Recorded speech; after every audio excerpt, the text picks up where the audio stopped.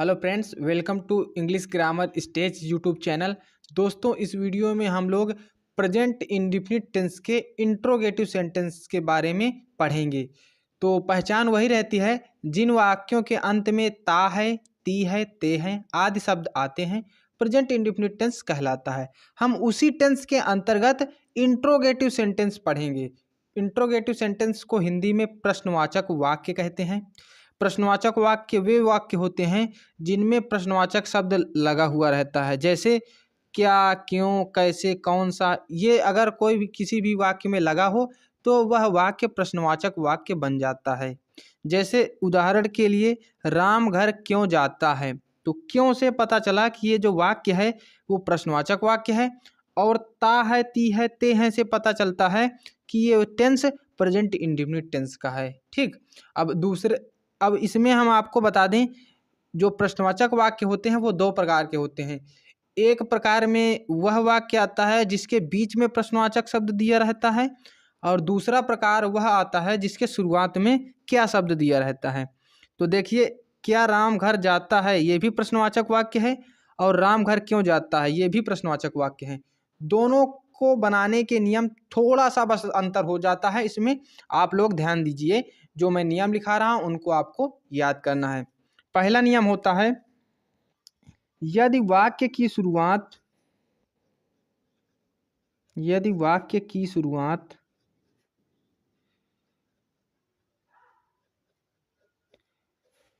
क्या शब्द से हो,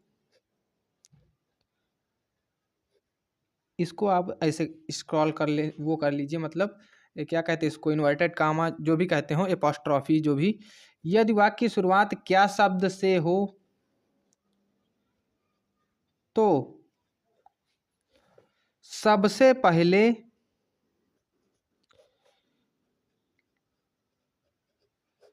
सहायक क्रिया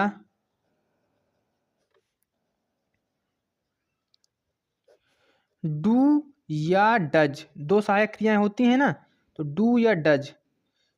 एक वचन के लिए डज का प्रयोग किया जाता है और बहुवचन के लिए डू का। तो ये आपको हमने पिछली वीडियो में बताया है, तो आप लोग इससे समझ जाएंगे। अभी हम और भी नियम लिखाएंगे। यदि वाक्य की शुरुआत क्या शब्द से हो तो सबसे पहले सहायक क्रिया डू या डज लगाते हैं, उसके बाद कर्ता लिखते हैं। ये पहला नियम हो गया। ठीक। और दूसरा नियम क्या है, यदि वाक्य की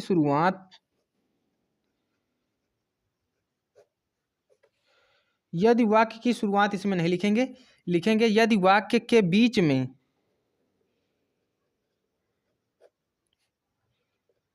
प्रश्नवाचक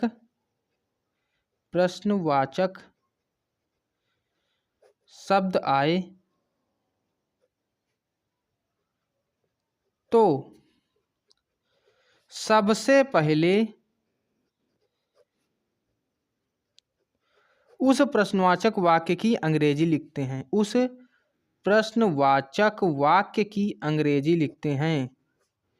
उस प्रश्नवाचक शब्द की अंग्रेजी लिखते हैं।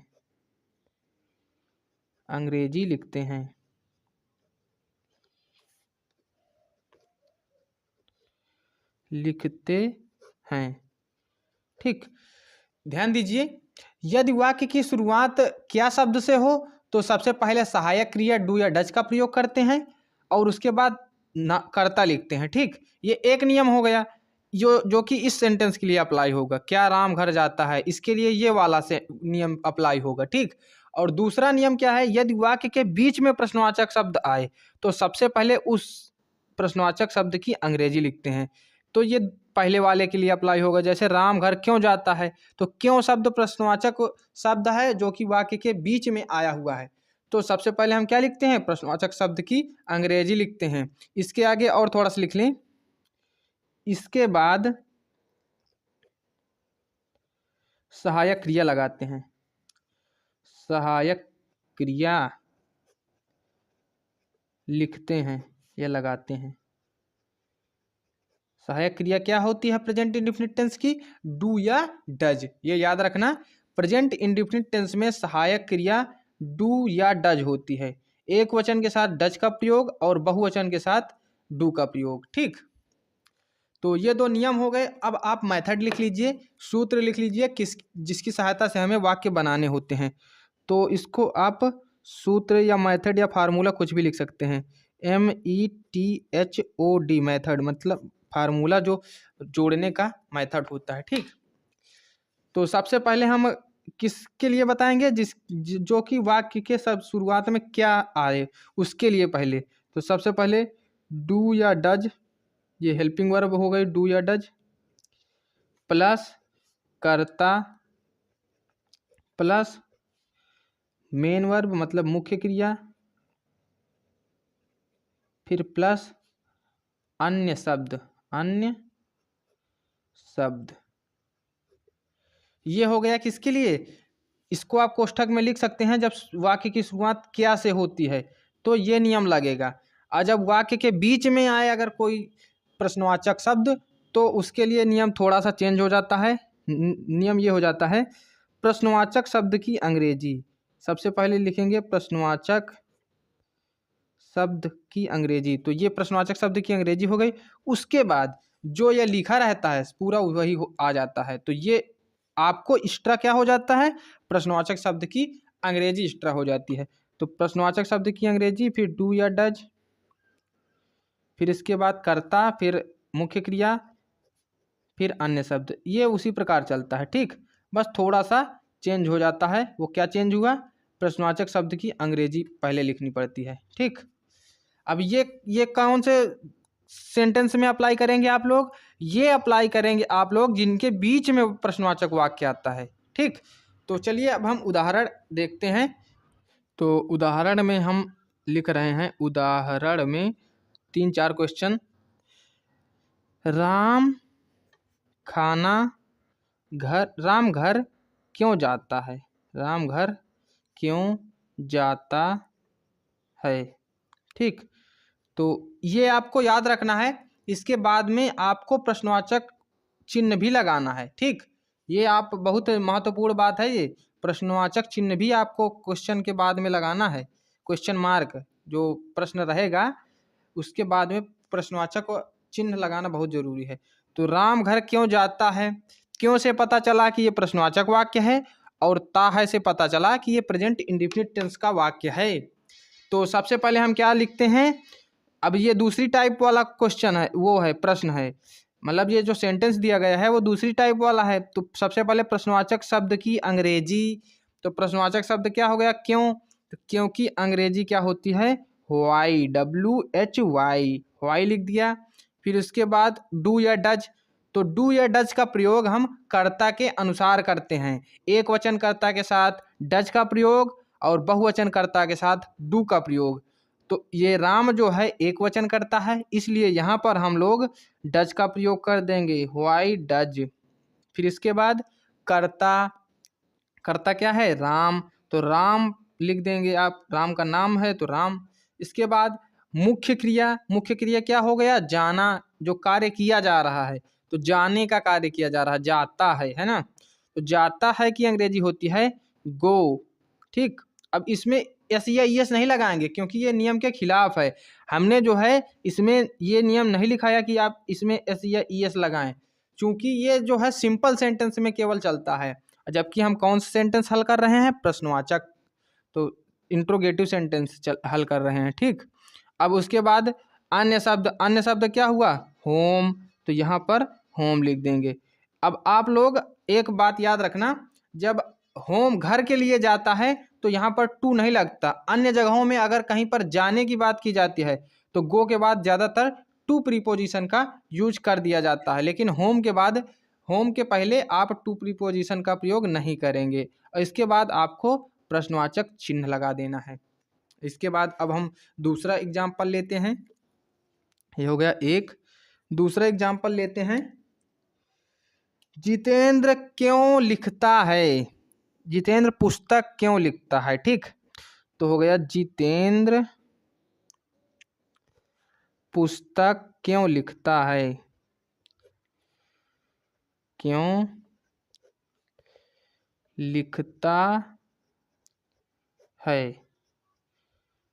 ठीक, तो सबसे पहले हम क्या लिखेंगे, जितेंद्र की अंग्रेजी नहीं लिखेंगे, सबसे पहले हम प्रश्नवाचक शब्द की अंग्रेजी लिखेंगे व्हाई। फिर उसके बाद एक वचनकर्ता के साथ डू डज का प्रयोग और बहुवचनकर्ता के साथ डू का प्रयोग। तो यहाँ पर डज लगा देंगे, जितेंद्र चूंकि एक वचन है। ठीक, इसके बाद कर्ता, कर्ता क्या है इसमें, जितेंद्र, तो यहाँ पर लिख देंगे जितेंद्र। फिर इसके बाद मुख्य क्रिया, मुख्य क्रिया क्या है, लिखना, तो लिखना की अंग्रेजी हो गई WRITE, राइट। फिर इसके बाद क्या लिख रहा है, पुस्तक, पुस्तक की अंग्रेजी बुक। इसके बाद क्वेश्चन मार्क। ठीक, अब हम आपको बताते हैं कि अगर कहीं पर आपको शुरू में क्या शब्द मिले, मतलब दूसरी टाइप, पहली टाइप वाले क्वेश्चन मिले, ये जो हमने बताया कि जो अगर क्या शब्द से शुरुआत होती है तो ये वाला नियम लगता है, मेथड ये वाला लगता है। तो हम उसको भी उदाहरण में आपको बता देते हैं। क्या पिंकी खाना पकाती है। ठीक है, तो ये भी क्वेश्चन प्रश्नवाचक वाक्य है ना। तो लेकिन इसमें नियम थोड़ा सा चेंज हो जाता है, इसमें आपको प्रश्नवाचक वाक्य की अंग्रेजी नहीं लिखना है, डायरेक्ट आपको डू या डज का प्रयोग करना है। तो पिंकी एक वचन है तो एक वचन के साथ डज का प्रयोग कर देंगे, ये हो गया डू या डज, तो डज लग गया। फिर कर्ता पिंकी, तो पिंकी की अंग्रेजी लिख देंगे। इसके बाद मुख्य क्रिया पकाना, पकाना की अंग्रेजी क्या होती है, कुक। फिर इसके बाद अन्य शब्द खाना, खाना की अंग्रेजी होती है फूड, FOOD। इसके बाद क्वेश्चन मार्क। ये हो गया तीसरा वाक्य। अब हम चौथा वाक्य देख लेते हैं। क्या राधा गेंद खेलते हैं, यहाँ पर राधा न लिख के हम बहुवचन कर्ता कोई बना लेते हैं, तुम लिख देते हैं। क्या तुम गेंद खेलते हो। ठीक, ये हम क्यों ले रहे हैं, चूंकि अभी हमने बहुवचन में नहीं बताया है। क्या तुम गेंद खेलते हो, ये तुम लिखा हुआ है, यहाँ पर क्या लिखा हुआ है, तुम। ठीक, क्या तुम गेंद खेलते हो, ये हमने जो है एक वाक्य लिया। अब ये तुम हमने क्यों लिया, क्योंकि तुम जो होता है वो बहुवचन कर्ता होता है। तो अभी हमने एक वचन ही कर्ता के सूत्र में जो बताए हैं, अभी एक ही वचन के बताए हैं उदाहरण में, तो हम सोचे कि आपको बहुवचन में भी बता दिया जाए। ठीक, तो सबसे पहले हम क्या करते हैं, एक वचनकर्ता के साथ डू का प्रयोग, सॉरी डच का प्रयोग, और बहुवचनकर्ता के साथ डू का प्रयोग करते हैं। तो तुम जो होता है वो बहुवचनकर्ता में आता है, तो इसके लिए क्या हो जाएगा, डू। फिर इसके बाद कर्ता, कर्ता क्या है, तुम, तो तुम की अंग्रेजी YOU। फिर इसके बाद यहाँ पर आप देखते जाएं, ये नियम है मेन, हमने जो बताया है डू या डज, फिर कर्ता, फिर मुख्य क्रिया। मुख्य क्रिया क्या है, खेलना, खेलना की अंग्रेजी हो जाएगी PLAY। इसके बाद गेंद, गेंद की अंग्रेजी क्या हो जाएगी, ball, BALL। Do you play ball, उसके बाद क्वेश्चन मार्क, ये आपको नहीं भूलना है। अब हम आपको 3-4 आपको और उदाहरण दे देते हैं जिससे आप लोगों को डाउट ना रहे। ठीक, अगला उदाहरण है मीरा बाजार कब जाती है। सबसे पहले हम प्रश्नवाचक शब्द की अंग्रेजी लिखेंगे कब, कब की अंग्रेजी होती है व्हेन। तो हम लोग जो है एक नया वीडियो बना देंगे जिसमें हम प्रश्नवाचक शब्द की अंग्रेजी आपको बता देंगे, जिससे आप लोगों को मीनिंग याद करने में आसानी होगी। ठीक, तो कब की अंग्रेजी हो गई व्हेन। फिर इसके बाद डू या डज, तो मीरा एक वचन है, एक वचनकर्ता के साथ डज का प्रयोग। ये हमने डू या डज का प्रयोग आपको इंडेफिनिट टेंस के निगेटिव सेंटेंस में बताया है कि एक वचनकर्ता के साथ डज का प्रयोग किया जाता है और बहुवचनकर्ता के साथ डू का प्रयोग किया जाता है। ठीक, अब इसके बाद व्हेन के बाद हो गया डज, फिर इसके बाद क्या लिखना है, मुख्य, कर्ता, तो कर्ता क्या है, मीरा, तो मीरा हो गया। इसके बाद मुख्य क्रिया, मुख्य क्रिया क्या है? जाना, तो गो, GO, ठीक। अब बाजार बचा तो बाजार की अंग्रेजी क्या लिख देंगे? Market, MARKET। लेकिन अब आप लोग याद रखें कि गो के बाद ज़्यादातर टू प्रीपोजिशन का प्रयोग कर दिया जाता है। When does Meera go to market, इसके बाद क्वेश्चन मार्क। ये आप लोग इस प्रकार बनाएंगे। तुम कहाँ सोते हो, तो सबसे पहले कहाँ की अंग्रेजी लिखेंगे? Where, WHERE, where. फिर डू, फिर उसके बाद यू, इसके बाद सोना की अंग्रेजी sleep, where do you sleep. और इसके बाद क्वेश्चन मार्क। तुम कहाँ सोते हो? Where do you sleep, question mark. इसके बाद क्या बच्चे तालाब में तैरते हैं? तो सबसे पहले हम क्या लिखेंगे? डू या डज। चूंकि ये जो वाक्य है ये प्रश्नवाचक वाक्य की शुरुआत दे दी गई है, तो इसमें हम प्रश्नवाचक वाक्य शब्द की अंग्रेजी नहीं लिखेंगे, इसमें हम लिखेंगे डू। डू क्यों आया? चूंकि ये जो बच्चे दिया गया है बहुवचन दिया गया है, और बहुवचनकर्ता के साथ डू सहायक क्रिया का प्रयोग किया जाता है। फिर इसके बाद बच्चे, बच्चे की अंग्रेजी CHILDREN, चिल्ड्रेन, डू चिल्ड्रेन। इसके बाद मुख्य क्रिया तैरना, तो swim, SWIM, do children swim. फिर इसके बाद तालाब में, तो लिखेंगे इन, पहले में की अंग्रेजी हो गई इन, फिर तालाब की अंग्रेजी पॉन्ड, POND, पॉन्ड। इसके बाद क्वेश्चन मार्क। ये हो गया do children swim in pond. हम कौन सी किताब पढ़ते हैं?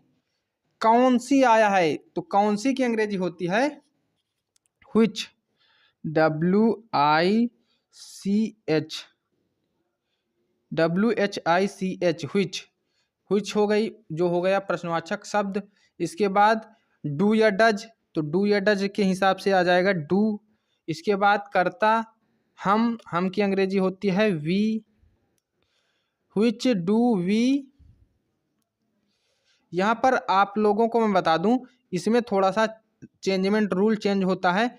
हम कौन सी किताब पढ़ते हैं, कौन सी के साथ में हम जो आगे दिया रहता है उसको भी साथ में लिख लेते हैं, ठीक। याद रखना, कौन सी अगर कहीं पर वाक्य में दिया गया हो तो उसके बाद में जो भी दिया गया हो वो ऑब्जेक्ट आपको साथ में लिखना है। तो व्हिच के साथ तुरंत आपको बुक लिख देना है, व्हिच बुक। ये व्हिच कौन सी के लिए प्रयुक्त होता है, और उसके साथ जो लिखा रहता है उसको भी साथ में लिए रहता है।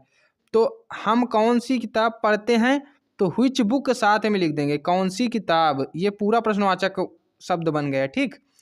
फिर डू, फिर वी, फिर इसके बाद मुख्य क्रिया हो गई रीड, READ। अब इसके बाद कुछ नहीं बचा है तो आप क्वेश्चन मार्क लगा देंगे। ये सही वाक्य बनाने का नियम होता है। चूंकि कौन सी जो है ये होता है, ये थोड़ा सा एक्सेप्शन होता है, अपवाद होता है, तो इसमें आप लोग विशेष ध्यान दें। कौन सी अगर कहीं पर दिया गया हो तो उसके साथ जो दिया गया हो उसको भी प्रश्नवाचक शब्द में ऐड करके साथ में लिख देना। अगला दिया गया है गाय दूध क्यों देती है। सबसे पहले प्रश्नवाचक वाक्य की शब्द की अंग्रेजी लिख देंगे वाई, फिर इसके बाद डज, फिर इसके बाद गाय की अंग्रेजी काऊ, COW, वाई डज काऊ। फिर देना की अंग्रेजी गिव, और दूध की अंग्रेजी milk, MILK। Why does cow give milk, और फिर क्वेश्चन मार्क। ये हो गया प्रेजेंट इंडेफिनिट का ये प्रश्नवाचक वाक्य बनाने का नियम और उदाहरण। मिलते हैं आपसे अगली वीडियो में। जय हिंद, वंदे मातरम।